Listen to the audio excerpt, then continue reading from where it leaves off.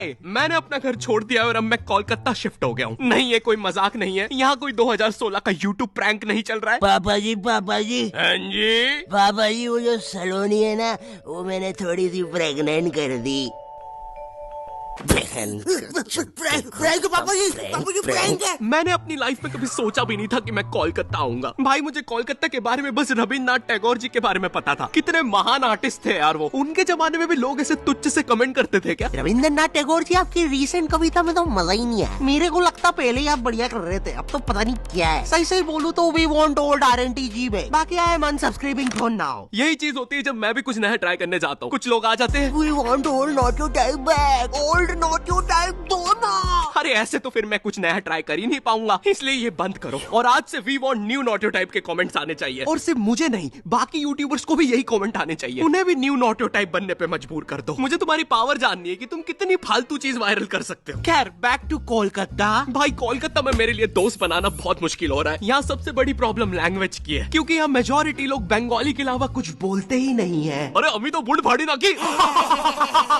क्या बात हो रही है? और अगर तुमने इनके सामने हिंदी में बात कर ली, हाँ, क्या बात हो रही है? तो ये तुम्हें ऐसी नजरों से देखेंगे जैसे तुमने क्या ही बोल दिया हो। ऐसे गूंजते हैं तुम्हारे हिंदी के वो नापाक शब्द। क्या बात हो रही है? अरे ऐसे तो मैंने बोला भी नहीं था। और पहले ये लोग नॉर्मल सर्कल में बात कर रहे थे। जैसे मैंने मुंह खोला तो फुटबॉल टीम जैसा डिस्कशन होने लग गया। अरे इतना बाहर का कौन फील करवाता है यार।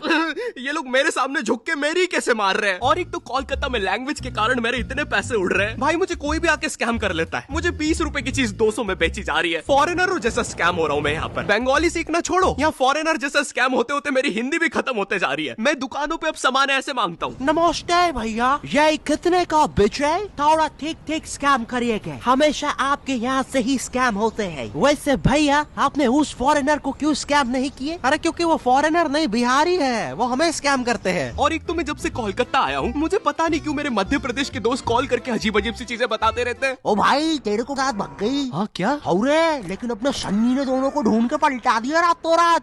जेल में अभी सन्नी, ये बात कर। एक सेकंड, जेल? ए कोलकाता है मजे, नहीं तो हमको देखो ये जेल में मिक्सचर नमकीन खा रहे रोटी के साथ। ले रहे ये मिक्सचर भी एक्सपायरी करनी है, इतनी खाना, इज्जत ही नहीं भाई की। और तू देखना रे बाबा, कोलकाता में बालों से जादू हो जाते, नहीं तो अपने चाचा जी लंगड़े हो गए थे। लेकिन अपने चाचा जी की तो बाल ही नहीं थे। रे तो झाट उखाड़ लियो कि मेरे को क्या पता रे, भूख लग रही इधर की जगह। ला रे वो गणिया एक्सपायरी मिक्सचर खा पी के खत्म करूँ। और भाई, कोलकाता का मौसम, यहाँ इतनी सी बारिश होती नहीं है, पूरा कोलकाता डूब जाता है। और फिर उस डूबे हुए कोलकाता में करंट भी फैल जाता है। न्यूज में आ रहा है पानी में करंट फैल जाने के कारण हुई 25 मौतें। मुझे लगा 25 लोग मर गए। फिर मैंने नाव से जाके देखा तो पता चला मरा एक ही बंदा था। वो बस बार बार पानी में झटका खा के जिंदा हो जा रहा था। तो टेक्निकली वो एक ही बंदे की 25 मौतें हुई है। और भाई, कोलकाता में एक तो इतनी पतली पतली गलियां है। यहाँ मैं लड़ाई जीतने के बाद भी पतली गली से निकल के आता हूँ। एक तो जो मुझसे हारा है वो साला मेन रोड पे रहता है, तो अब वो वहाँ चौड़ा हो रहा है।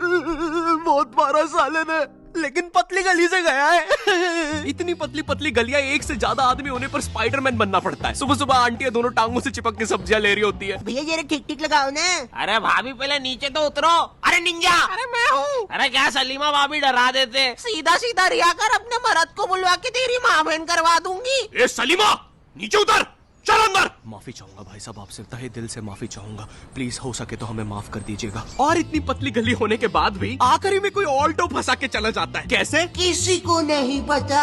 आए दिन मुझे गली के साथ नई जोर जबरदस्ती देखना पड़ता है। कभी कोई ट्रक तो कभी कोई टेम्पू। गाड़ियां लाइन लगा के खड़ी रहती है बेचारी गली के बाहर। एक दिन एक पुलिस की गाड़ी आई तो सारी गाड़ियां अपना मुंह बांध कर भागने लगी। मेरी गली के कारण लोग अब मुझे गंदे लुक्स दे रहे हैं। ये देखो, चरित्रहीन गली में रहने वाला जा रहा है। सुना है कल रात में 2 ट्रक घुसे थे, आवाजें आ रही थी। मेरी गली की इतनी अजीब सी इमेज बन गई है। एक दिन एक पाजी साइकिल से निकला तो वो उदास हो गया, बोलता छी, चरित्रहीन गली, निकल के मजा ही नहीं आया। मैं जब कोलकाता आया था तो मुझे सबने बताया, ए बेटे, कोलकाता में ना स्वीट चीजें बहुत फेमस है, गुप्त रोग की दवा लेगा? तो मैंने सोचा कोलकाता आया हूँ, ट्राई करने में क्या दिक्कत है। और गुप्त रोग की दवा नहीं दादी, स्वीट्स ट्राई कर देते। स्वीट। तो मैं स्वीट ट्राई करने एक दुकान पे गया और उनके मेन्यू में पता है क्या था? चाय में रसगुल्ला, बेक्ड रसगुल्ला, गरम रसगुल्ला। मैं रसगुल्ला खाने आया हूँ, मुझे बेक रसगुल्ला मिल रहा है। अरे ये रसगुल्ला थोड़ी ना है, ये तो बस गुल्ला है। और यहाँ पर पानी पूरी का भी बुरा हाल है। बाय द वे, यहाँ पे पानी पूरी को लोग फुचका कहते हैं। ये रहा दादा, हमारा थम्स अप पुचका खाओगे? थम्स अप पुचका, ये सुन के मुझे इतना गुस्सा आया, मैंने अपना थम्स डाउन करके भैया के पुचके में घुसा घुसा दिया। अरे दादा टिप बाद में दे देते। कोलकाता आने से पहले मैं काफी ज्यादा एक्साइटेड था कि यहाँ तो मस्त घूमूंगा, टूरिस्ट वाले एक्सपीरियंस लूंगा। लेकिन यहाँ जो मेरे साथ किस्से हो रहे हैं वो मैंने लाइफ में कभी इमेजिन ही नहीं किए थे। एक बार मैं लोकल ट्रेन से जा रहा था, मुझे बस नेक्स्ट स्टेशन ही उतरना था, तो मैं ट्रेन में चढ़ गया। अच्छा सॉरी, चढ़ा दिया गया। क्योंकि भाई यहाँ की लोकल ट्रेन की भीड़ में जितना एक्सप्लेन करूँ उतना कम है। एक बार एक बंदा भीड़ से बचने के लिए ट्रेन के नीचे कूद गया। हाँ, उसे वहाँ कम चोटें आई। इतनी भसड़ होती है, तुम्हें चूज करना पड़ता है कि आज किस अंकल के अंडर आर्म सूंघते हुए जाना है। मुझे ढूंढना पड़ता है कि आज किस अंकल ने सबसे कम मेहनत करी, और जिस दिन कोई बेरोजगार मिल जाए। मैं जॉबलेस हूँ, मुझे कोई पसंद नहीं करता। अरे नहीं भाई, आई लव यू। जरा उस मेहनती बुढ़े को देखो, साला दिन रात मेहनत करके अपनी फैमिली को पाल रहा है। हट बुड्ढे, नीच।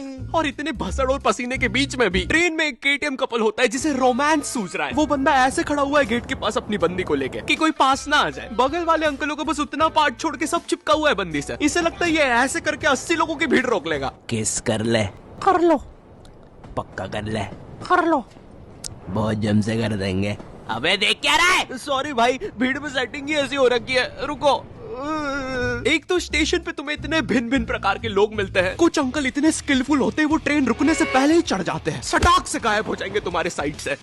वो ट्रेन तो रुकने भी नहीं वाली थी, उसमें कैसे चढ़ गया ये? 8:05 पे आने वाली ट्रेन में 8:03 पे अंदर बैठे मिलते हैं। इनका और इतना ज्यादा, स्टेशन वाले ट्रेन अनाउंसमेंट रोक के इनका थीम सॉन्ग चला देते हैं। भीड़ है, डंग डंग डंग डंग डंग डंग डंग डंग डंग डंग। कभी ट्रेनों के बीच से निकल जाएंगे, कभी चलती ट्रेन से उतर के ट्रेन को ही हरा देंगे। आधे लोग तो ट्रेन में चढ़ते भी इसे देखने के लिए कि ये साला इतनी जल्दी जा किधर रहा है, कहीं उधर अच्छे दिन तो नहीं आ गए। पर फिर वो उन्हें भी चकमा देकर दूसरी ट्रेन में कूद जाता है। बेचारे दो क्यूरियस बंदे उसके पीछे जाने के चक्कर में ट्रेन में आ जाते हैं, और जो लोग उसके पीछे पहुंच भी जाते हैं उन्हें वो स्टेशन और जगह नहीं पता चलती, क्योंकि अभी भी अनाउंसमेंट में अंकल का थीम सॉन्ग चल रहा है, डंग डंग डंग डंग डंग। लेकिन मैं कुछ भी बोलूं, कोलकाता जितनी कलरफुल सिटी, जितना कल्चर यहाँ पर है उतना इंडिया में कहीं पर भी नहीं है। और यहाँ का सबसे बड़ा फेस्टिवल दुर्गा पूजा, भाई ये जितना ब्यूटीफुल होता है उतना केओटिक भी। इसकी स्टार्टिंग में लोग तुम्हारे घर पे चंदा मांगने आते हैं। ये रहा दादा 10,000 टोको, और नहीं दो तो ईश्वर के लिए ऐसा करोगे? एक तो ये चंदे वालों का ब्लैकमेल हर जगह सेम ही होता है। मैं जब मध्य प्रदेश में रहता था तब भी वहाँ पे रावण बनाने के लिए ऐसे ही करते थे। नहीं दोगे 51 रुपए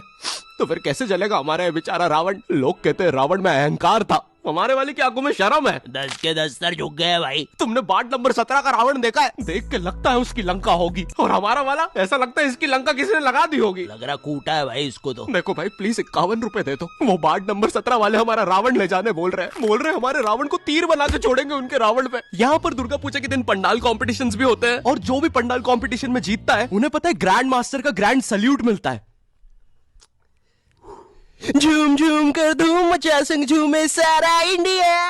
एक्चुअली नहीं, ये सच नहीं है, मुझे नहीं पता उन्हें क्या मिलता है। लेकिन भाई यहाँ पर इतनी अलग अलग थीम के पंडाल्स बनते हैं। Futuristic theme, Jurassic theme, Doraemon theme. कुछ लोगों का पंडाल टाइम से नहीं बना तो टूटी हुई पंडाल थीम। अरे बाप रे। और भाई इतनी लंबी लंबी लाइनें लगती हैं इन पंडाल्स को देखने के लिए। मेरे घर के बगल में है पंडाल, मैं 5 किलोमीटर दूर टैक्सी लेके जा रहा हूँ, पीछे लाइन में लगना है। कब से खड़ा हो यार, लगता है अब तो माता जी के दर्शन स्वर्ग में ही होंगे। और गुस्सा तो मुझे उन लोगों पे आती है जो लाइन में आगे अपने भाई बंधुओं को लगा रहे होते हैं। अरे रमेश आजा आजा, भैया थोड़ा पीछे होना, पीछे होना। अरे मेरे कॉलेज फ्रेंड्स, भैया थोड़ा पीछे होना, पीछे होना। अरे मेरा पूरा खानदान, भैया थोड़ा पीछे होना, पीछे होना। अरे इसके पीछे के सारे लोग, भैया थोड़ा पीछे होना, पीछे होना।